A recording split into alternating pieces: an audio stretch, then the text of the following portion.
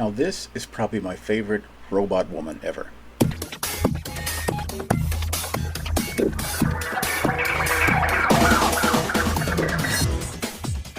Hi, I'm Mark, and this is Subliteral Network. I make art and comics, and thanks for watching. Remember to hit like and subscribe, and to leave your feedback in the comments. Now, I post art daily, 5 days a week on Instagram, Facebook, and Twitter, and this is a roundup of that work in case you missed it, with a little more detailed description added. You can read my Una the Cave Bunny comics free at radiocomics.com, and please visit my Patreon page if you'd like to support my work. All these links are in my description and bio, and please remember to watch till the end so you don't miss anything. I drew this girl and called her Skipper, and she just travels around the universe in a spaceship with her alien partner, doing all kinds of space stuff. And this was an 11 by 17 drawing I did on cardstock, and it's kind of it's a panoramic thing. It's about the size, the proportions of your average computer monitor, because I planned on making a wallpaper out of it. So Skipper and Quinn appeared in a few mini comics I did, and I did a furry version of them called Scamper and Quinn, and they just kind of morph and show up in these different little pieces of art and drawings that I do. So you're looking at this. I just threw some quick Photoshop color on the drawing in green and a little white, just so I could make kind of a more interesting, colorful post. But this is the version that I painted up as a wallpaper for my patrons, and it's you can just see the difference is that I wanted to do a more colorful and detailed version, and it came out kind of cool. This one was painted in Procreate. I have a whole slew of these RoboGirl drawings, and this is one of my particular favorites because I just decided to make her head this ovoid thing, and it just works so well when you're drawing a robot girl.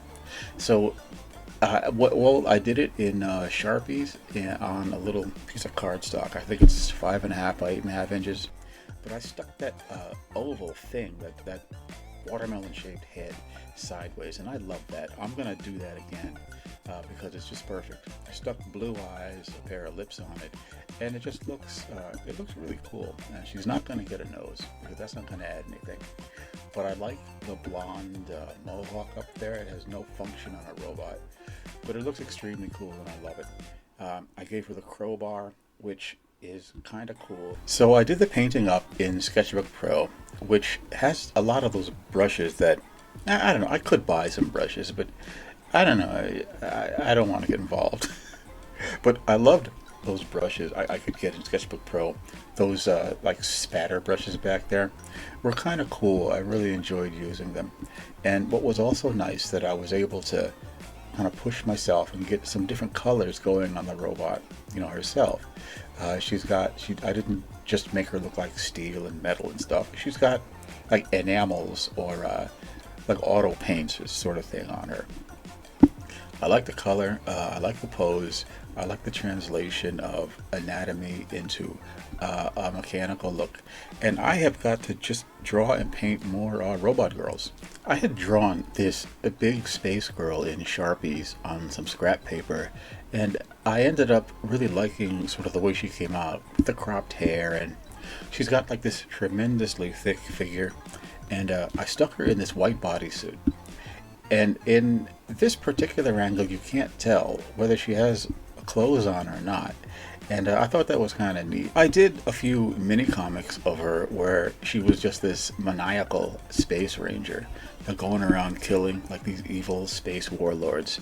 And she carried this gigantic knife. Even though she had like a blaster or a ray gun, she did a great deal of chopping and hacking with this thing because I wanted to put chopping and hacking into the comic, and I just said, listen, so she's got a blaster, she's also got a gigantic like machete cleaver thing, and it worked surprisingly well.